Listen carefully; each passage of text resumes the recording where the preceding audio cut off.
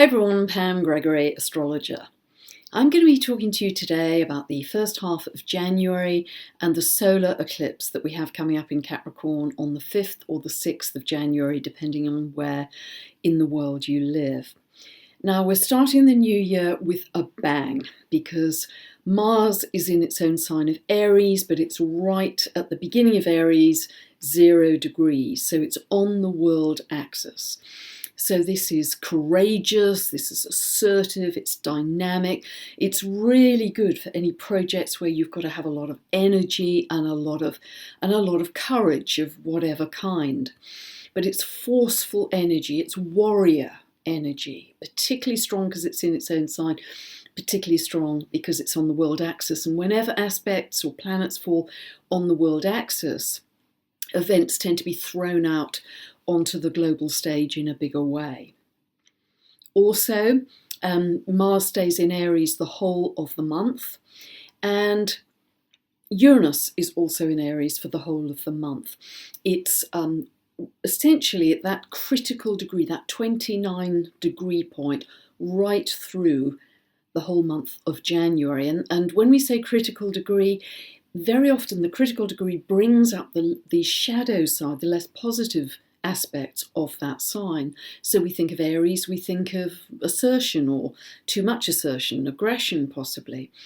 Now, Uranus also goes stationary direct on the 6th, same day as the solar eclipse, which I'll talk about in a moment. So it can bring up, because it's also conjunct Eris and square to the nodal axis, it can bring up the eruptive, disruptive energy that we've seen so much of recently. This can be environmental, it's connected to earthquakes and volcanoes, eruptive events. We've had some very big ones in December. Also, we've seen how socially it can be eruptive, it can bring up very extreme protests and riots. We've seen the situation in France. It can be geopolitical, it can have sudden twists and turns in the whole power play, if you like, of geopolitics. So we will always be surprised with Uranus. It brings in this very unexpected, uncertain, eruptive, disruptive energy. So that's going to be very strong as well. Now, I mentioned it goes stationary direct on the 6th of January. That means from that point, all of the planets are moving direct through the rest of the month, which is quite unusual. If we look at Mercury, Mars and Jupiter, they are also very fast through their signs. Mars, as I mentioned, is in Aries. Jupiter is in also its own sign of Sagittarius. They're both fire signs.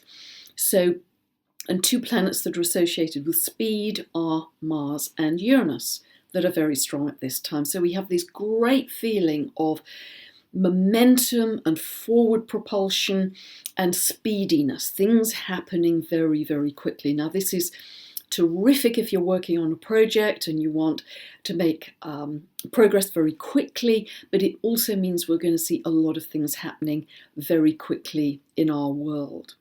So this very dynamic, very strong energy, which I'm sure we're all going to feel. And it really echoes this theme I've been talking about in recent videos of endings and beginnings. Because we have this series of lunations, we have 5 full moons at 0 degrees of their signs. We also have in April a full moon at 29 degrees of its sign, and 0 degrees and 29 degrees are power degrees or critical degrees, very suggestive of endings and beginnings at this time, that we're moving into a different world in 2019 very quickly. Then we have the solar eclipse. This is coming up on the 5th of the month at 5:28 p.m. Pacific and 1:28 a.m. UK time on the 6th. This is happening at 15 degrees of Capricorn, 25 minutes. Now, this is quite a complex solar eclipse because solar eclipses are like super big new moons, so they're big new beginnings. However, at an eclipse, the moon can be at the north node end of the transiting nodal axis, because eclipses can only happen when the sun and moon are aligned very close to that transiting nodal axis. It can either be at the north node end or the south node end. Now this one is at the south node end. So it's a big new beginning, but it has connected to it something from the past, our collective past. That's the south node. So what this means is you're going to have to become alert to something you have to release or let go to fully capitalize on the new beginning that's coming in for you. And see where 15 of Capricorn falls in your chart. Now, as I mentioned last time, because the nodes have already moved into Cancer and Capricorn for the next 18 months, 17 months or so, those areas of your chart, those house areas or areas of life, are going to be very activated for you. See where Cancer and Capricorn fall in your chart. If you don't know, check out this link above. You can buy a 2-part video series which explains exactly how to find these points in your chart and therefore what this update means, and any update I ever do means for you. So that's going to be a very activated area, particularly Capricorn in this first half of January, because we of course have the sun and the moon together. They're always together at a solar eclipse or a new moon, but they are sandwiched between Saturn at 12 degrees of Capricorn in its own sign and Pluto at 20 degrees of Capricorn. We also have Mercury at 1 degree of Capricorn, which I'll come to in a moment, and the South Node at 26 of Capricorn. So we have a huge emphasis in Capricorn at this solar eclipse. But the fact the sun and the moon are sandwiched pretty much equidistant between Saturn and Pluto, another way of saying that is the sun and moon, or this solar eclipse, is at the sun-moon midpoint. So what that means is we are going to get some very clear insights and set up for themes running up to 2020, because as I've mentioned before, our next big astrological horizon is the conjunction between Saturn and Pluto in January 2020 at 22 of Capricorn. Very important, very significant conjunction, and we are in the setup time. And this solar eclipse is particularly setting up those themes. So watch what's happening in your world, watch what is happening in the world. Around some of the themes I'm going to talk about in a moment. But remember, Capricorn is where the action and the change, or certainly some of the action and change, is going to be over the next couple of years. Now, Capricorn energy is terrific for the long term, playing the long game. If you have a long-term project where you have to really work and work and work and persevere and stick to it, it is really excellent energy to work with, because ultimately it's about mastery. Capricorn can be the master teacher. It's about mastery of a particular discipline, for instance. So it is about that perseverance, that doggedness. In a mundane sense, it's also about rules, regulations, law, order, borders, boundaries, walls, territorial divisions. It's also about ambition. It's a sense of material achievement in the world. So I'm going to come back to that in just a moment, but just to say, in terms of looking at your own chart, because the transits of Saturn and Pluto are going to be so powerful for us as they start to come together, ultimately meeting in January 2020. You know, what is this about? What could that manifest in your life? Well, for instance, when you have Saturn transits or Pluto transits on your sun or your ascendant, very positively, they can be times of where you've worked very hard and there's a sense of achievement and consolidation, having taken responsibility. That's Saturn. So that's at its best.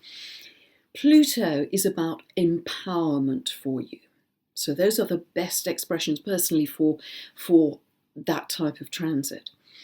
However, they can also act as power and control coming to you or over you from someone or something.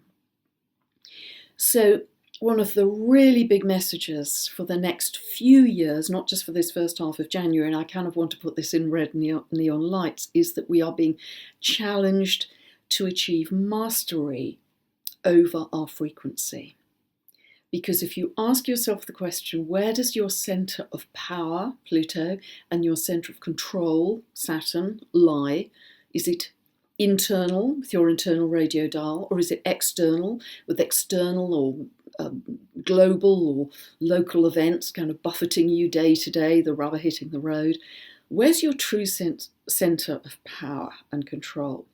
And I'd really like you to keep that message, that theme in mind as we go through the next few years, because as I say, we're being challenged to achieve internal power, internal control, internal mastery over our frequency. So I've used this analogy before, that it's very important for us that we have a kind of daily default of decompression, I like to call it, where we can very fast turn our radio dial to achieve peace, calm, or send out love, or whatever vibration we want to achieve, so we can start to feel that internally, but we are also broadcasting it out to the world, and it becomes part of our reality, and it ripples out into other people's reality too, that we exchange our energy with on a day-to-day basis. So super, super important.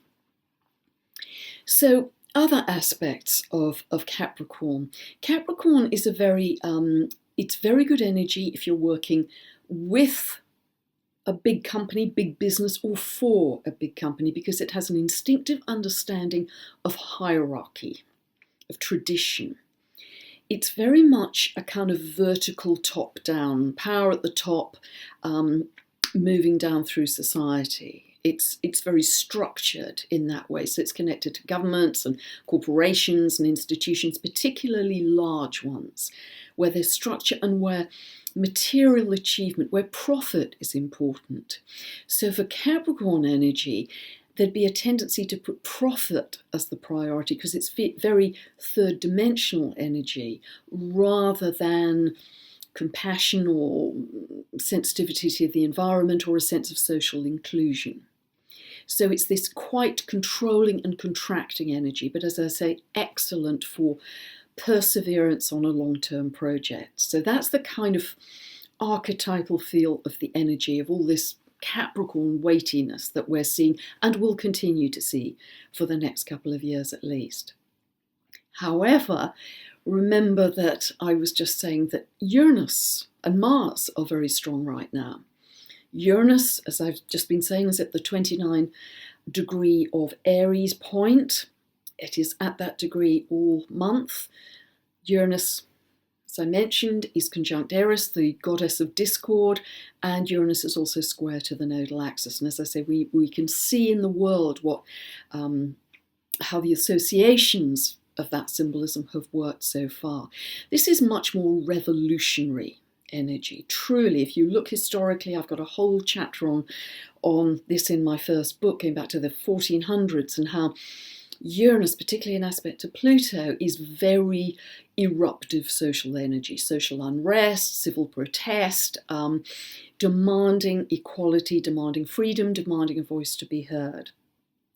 Because it's also stationary direct at this solar eclipse, for the few days to either side of that, we are likely to feel Uranian energy very strongly, because whenever a big outer planet like that, it's almost like a tanker changing direction, it becomes stationary direct on the 6th of January, but for the few days to either side of that as well, the symbolism becomes magnified. So we should expect to see, a few days either side to that solar eclipse, some sudden, surprising, eruptive, disruptive happenings of some kind, be they environmental, social, political, etc.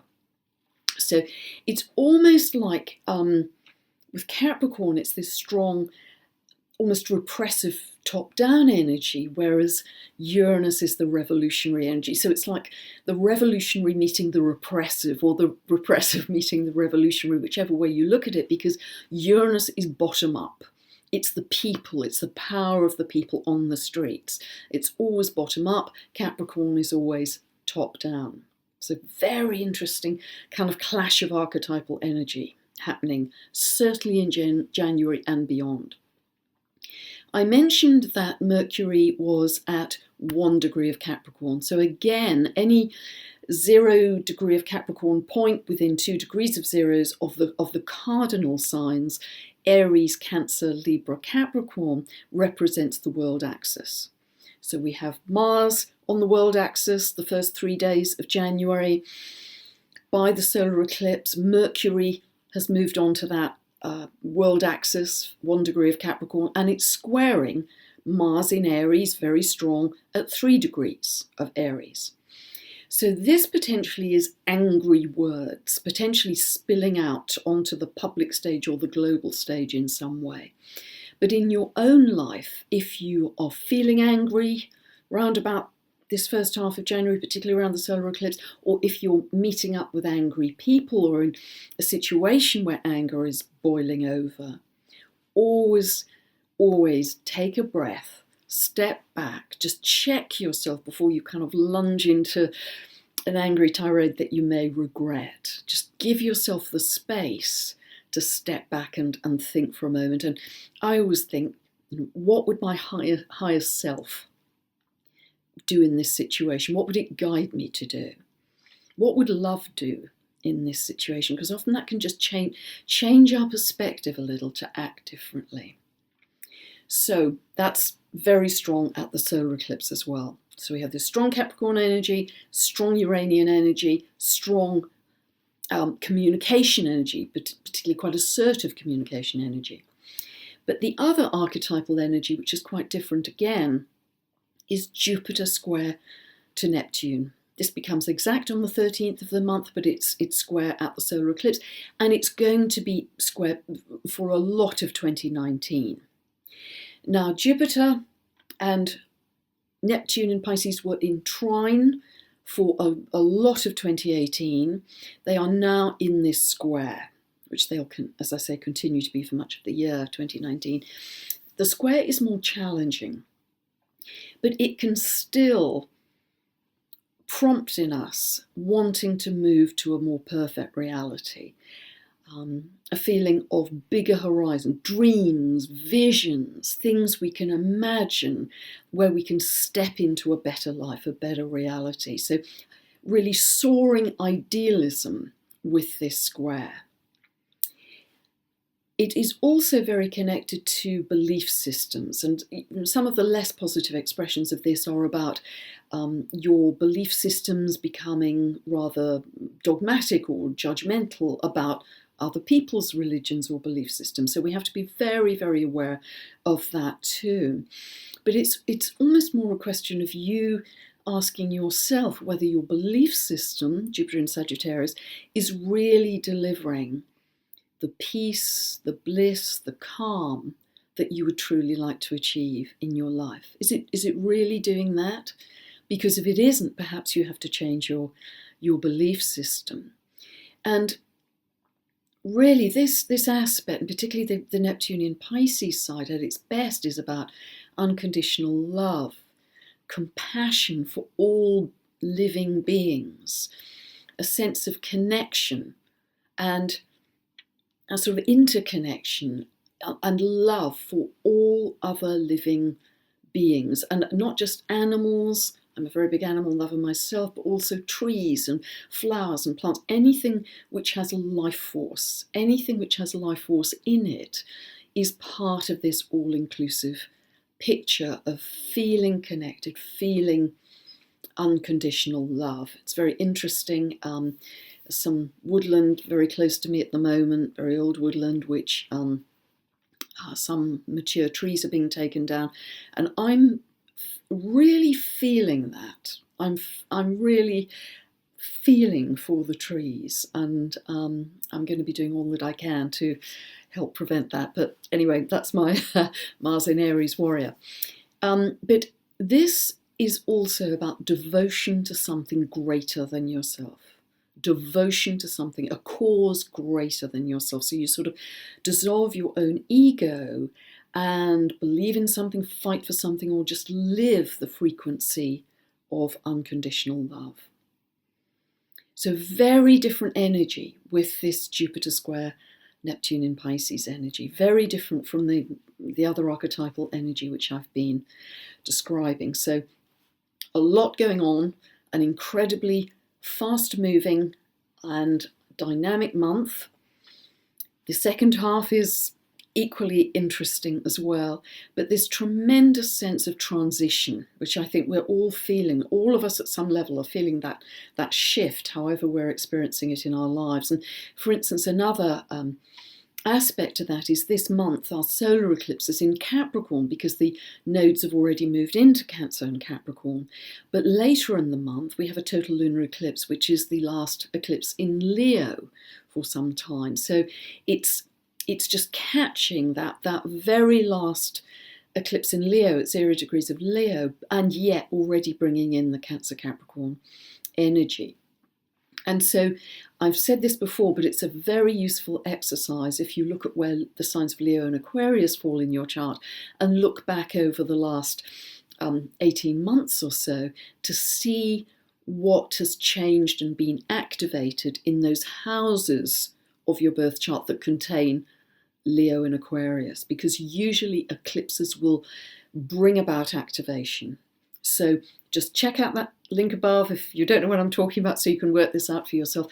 But I'd also like you to consider what the theme has been for you. What has that series of eclipses, Leo Aquarius, been about? Because they are closing in January to fully move into Cancer and Capricorn, which are much more about security in many ways. Capricorn, practical security.